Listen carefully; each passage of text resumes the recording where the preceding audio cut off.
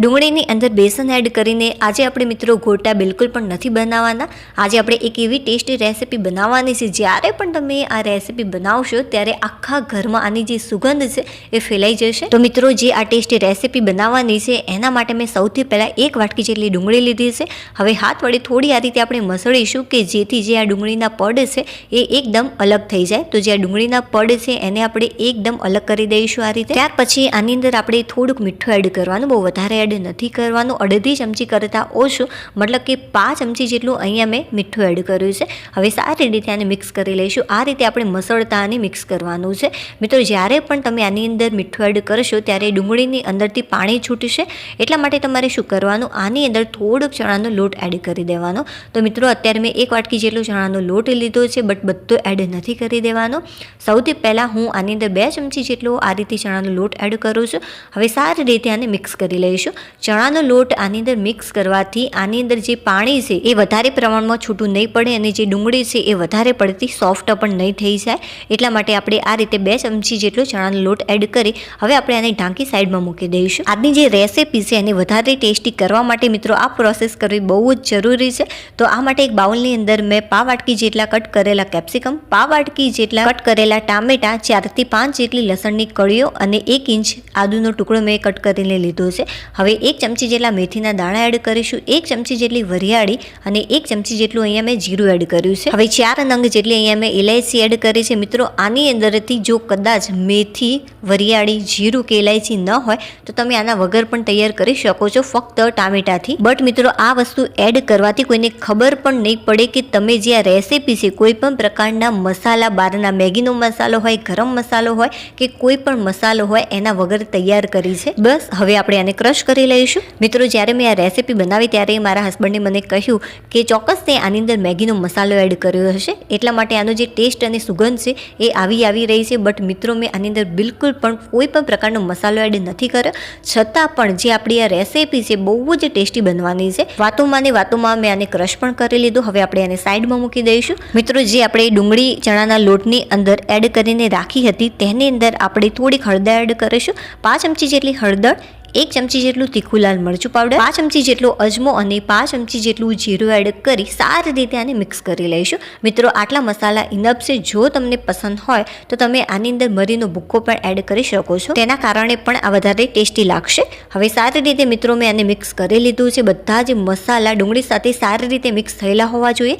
ત્યાર પછી આપણે આની અંદર આ રીતે થોડો ચણાનો લોટ એડ કરીશું અને આને સારી રીતે મિક્સ કરતા રહીશું। જો કદાચ ચણાનો લોટ વધારે હશે તો પણ કંઈ ફરક નહીં પડે, અને જો કદાચ તમારે પાણી વધારે પડી ગયું હોય તો તમારે ચણાનો લોટ આની અંદર થોડોક વધારે એડ કરી દેવો।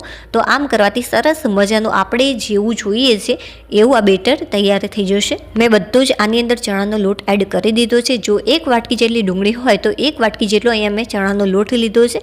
જો થોડોક વધારે કે ઓછો હશે તો એનાથી કંઈ જ ફરક નહીં પડે।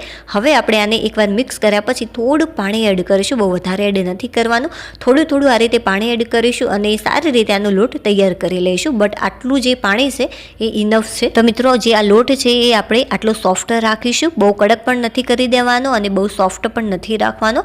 ત્યાર પછી મિત્રો આ રીતે હાથ ઉપર થોડું તેલ લગાવી અને સરસ મજાના આ ટાઈપના બોલ્સ તૈયાર કરી દઈશું। આનો જે આકાર છે એ પરફેક્ટ રીતે ગોળ નહીં થાય તો પણ ચાલશે, બટ જે આ રેસીપીનો ટેસ્ટ છે એ તો સારો જ આવવાનો છે। જો તમારે બોલ્સ ન કરવા હોય તો તમારે શું કરવાનું એ પણ હું તમને આગળ જણાવું। ચાલો હવે આપણે આગળની પ્રોસેસ જોઈ લઈએ। આ માટે એક નોનસ્ટિક પેન, જો નોનસ્ટિક પેન ન હોય તો તમે કોઈ પણ કડાઈ કે તપેલીનો ઉપયોગ કરી શકો છો।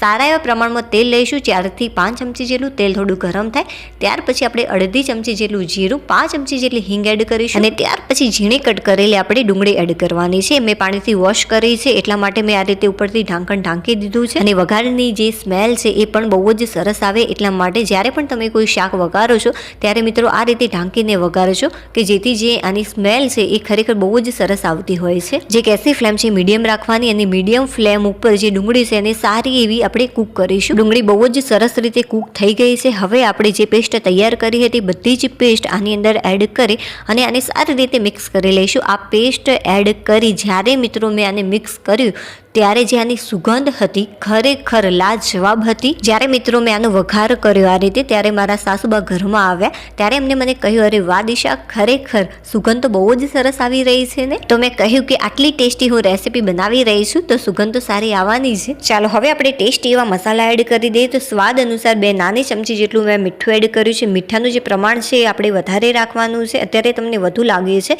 બટ જ્યારે આ કૂક થશે ત્યારે એકદમ પરફેક્ટ જ તૈયાર થશે.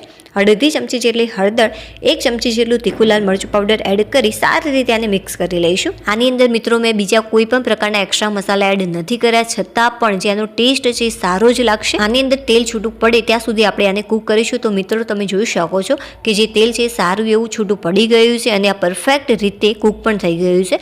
હવે આપણે 2 ગ્લાસ જેટલું આની અંદર પાણી એડ કરીશું. જો ઓછું લાગે તો તમે આની અંદર ફરીથી પણ પાણી એડ કરી શકો છો, બટ પહેલાથી વધારે પાણી એડ ન કરી દેવું. હવે બસ આને એકવાર મિક્સ કરી લઈશું અને જે ગેસની ફ્લેમ છે એકદમ ફાસ્ટ રાખીશું. પાણી ઉકળવા લાગે ત્યાર પછી આપણે આગળની પ્રોસેસ જોઈ લઈએ. પાણી ઉકળવા લાગ્યું છે. હવે જે આપણે બોલ્સ તૈયાર કર્યા છે બધા જ બોલ્સ આની અંદર એડ કરી દઈશું. તમે આ રીતે બોલ્સ બનાવીને પણ આની અંદર એડ કરી શકો છો, અથવા ડાયરેક્ટ જ બોલ્સ બનાવ્યા વગર જ તમે આ રીતે પણ આને એડ કરી શકો છો. હવે આપણે એકવાર આને આ રીતે મિક્સ કર્યા પછી જે ગેસની ફ્લેમ છે મીડિયમ રાખીશું અને આને સારી રીતે કૂક કરી લઈશું. તમે ઢાંકીને પણ આને કૂક કરી શકો છો, અથવા તો ઢાંક્યા વગર પણ આને કૂક કરી શકાય છે આ રીતે. મિત્રો આની અંદર આપણે ટામેટા એડ કર્યા છે એટલા માટે મેં 1 ચમચી જેટલી ખાંડ એડ કરી છે, ખટાશ બેલેન્સ થાય એટલા માટે.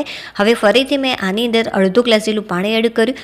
જરૂર પડે તો તમે ફરીથી પણ આની અંદર પાણી એડ કરી શકો છો, બટ આની અંદર આપણે ચણાના લોટનો ઉપયોગ કર્યો છે એટલા માટે જે ગ્રેવી છે સરસ મજાની ઘટ થઈ જશે. અત્યારે તમને પાણી વધારે લાગી રહ્યું હશે, બટ જ્યારે કૂક થશે ત્યારે એકદમ પરફેક્ટ રીતે આ ગ્રેવી ઘટ થઈ જશે. 5 થી 6 મિનિટ માટે મિત્રો મેં આને કૂક કર્યું છે અને બહુ જ સરસ રીતે જે આ બોલ્સ છે બફાઈ ગયા છે. હવે ઉપરથી આપણે થોડી કોથમીર એડ કરી દઈશું અને ફરીથી આને મિક્સ કરી લઈશું. થોડી ગ્રેવી ઘટ થાય ત્યાં સુધી જ મેં આને રાખ્યું છે આ રીતે. જે ગેસની ફ્લેમ છે મેં ફાસ્ટ કરી અને 1 મિનિટ માટે આ રીતે કૂક કરી કોથમીર એડ કર્યા પછી તો તમે જોઈ શકો છો કે જે ગ્રેવી છે સરસ મજાની ઘટ થઈ ગઈ છે. અને જ્યારે આ શાક ઠંડુ પડશે ત્યારે જે આ ગ્રેવી છે એ વધારે ઘટ થઈ જશે. મિત્રો આનો જે ટેસ્ટ છે એ કેવો લાગે છે એ હું લાસ્ટમાં બતાવું કે જેનો ટેસ્ટ છે ખરેખર કેવો છે. તો મિત્રો ફાઇનલી એક સરસ મજાનું શાક તૈયાર છે અને ટેસ્ટમાં બેસ્ટ છે. ચાલો હું આનો ટેસ્ટ કરી તમને જણાવું અને સાચી માહિતી આપું કે ખરેખર આ શાક તમારે ઘરે બનાવવું જોઈએ કે ન બનાવવું જોઈએ. વિડીયો પસંદ આવ્યો હોય તો મિત્રો લાઈક કરી દેજો અને ચેનલને સબસ્ક્રાઈબ. અરે વાહ ફ્રેન્ડ્સ, ખરેખર સુપર E1 લાગે છે. વિડીયો પસંદ આવે તો લાઈક.